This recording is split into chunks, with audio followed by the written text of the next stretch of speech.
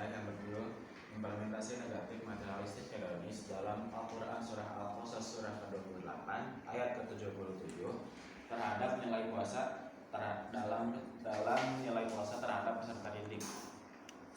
Bisa lanjut ke variabel X yang pertama adalah konsep materialisme dan hedonisme dalam Islam. Materialistis adalah sebutan orang-orang yang bergantung pada materi. Mereka ini menganut paham materialisme yang hanya mementingkan harta, kekayaan, uang, jabatan, kedudukan, dan lain-lain. Materialisme adalah pandangan hidup yang menjadikan kesenangan, kekayaan, dan sebagai tujuan atau nilai yang paling utama tanpa memperdulikan halal ataupun haram. Sedangkan hedonis merupakan penyakit yang ditimbulkan karena adanya virus hedon. Hedonis merupakan sebutan kepada orang yang terkena penyakit hedonisme. Hedonisme adalah perilaku yang menyukai kenikmatan dan kesenangan pribadi, kemewahan, dan kemapanan di atas segalanya. Jadi kita ke pembahasan tentang puasa. Puasa adalah menahan diri dari segala yang membatalkan satu hari lamanya dari terbit fajar sampai terbenam matahari dengan niat dan beberapa syarat. Yang di sini jelaskan bahwa puasa adalah menahan diri dari tidak hanya menahan diri dari lapar dan haus, tetapi juga menahan dari segala perkataan dusta serta perbuatan yang salah. Dari terbit fajar hingga terbenamnya matahari dengan beberapa syarat yang telah ditentukan. Contohnya, korelasi dari materialisme dan hedonis dan nilai puasa. Contohnya seperti apa? Jika dalam bulan Ramadan kita buka puasa dengan membeli banyak makanan, istilahnya balas dendam. Itu termasuk dalam materialistis. Karena apa? Hanya bertujuan untuk memenuhi kenikmatan, hanya untuk bertujuan untuk memenuhi seperti apa? Jika Lebaran kita ingin membeli baju yang sangat bagus dalam Lebaran itu tanpa memperdulikan seperti apa, jumlahnya berapa, dan itu pun termasuk hedonis karena tujuannya untuk kesenangan hidup, bukan untuk merayakan hari raya.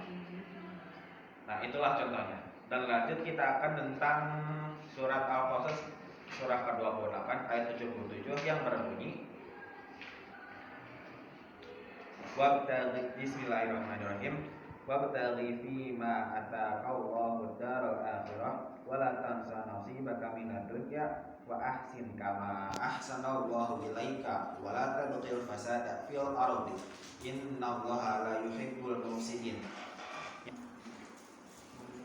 Lalu kita lanjut kepada pembahasan yang selanjutnya adalah surah Al-Qasas ayat ke-77 yang berbunyi, A'udzu billahi minasyaitonir rajim. Bismillahirrahmanirrahim.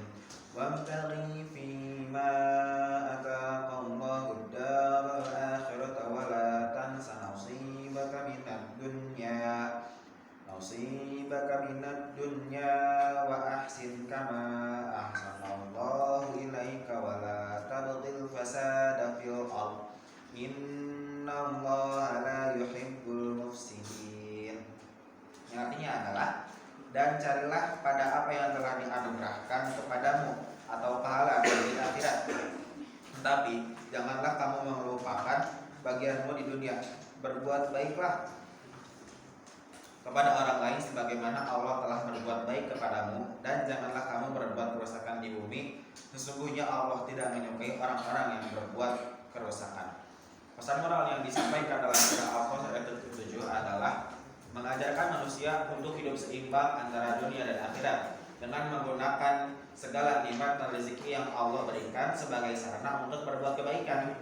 Ayat ini menurut kita agar tidak terbuai oleh kenikmatan dunia, tetapi tetap mensyukuri dengan cara yang bijak dan bermanfaat bagi sesama.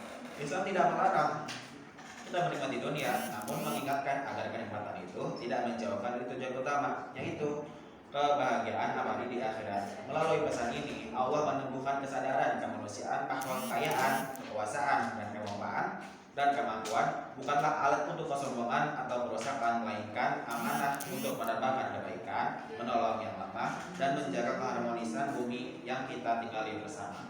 Lanjut kita ke bahasan selanjutnya adalah solusi daripada materialisme dan hedonisme dalam nilai puasa terhadap peserta didik.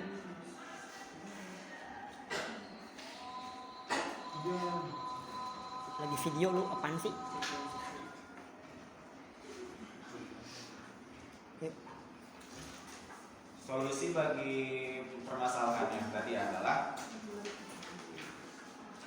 pendidikan perlu diperkuat nilai spiritual dan moral melalui integritas ajaran Al-Quran dalam proses pembelajaran. Guru dan lembaga pendidikan harus menanamkan kesadaran bahwa keberhasilan sejati tidak hanya diukur dari materi, tetapi juga dari kebersihan hati, kejujuran, tanggung jawab sosial. Dengan menanamkan nilai-nilai puasa secara kontekstual dalam kehidupan peserta didik, diharapkan lahir generasi yang mampu hidup sederhana, bijak, serta menjadikan iman dan amal soleh sebagai landasan dalam setiap tindakannya. Sekian dan terima kasih. Wassalamualaikum.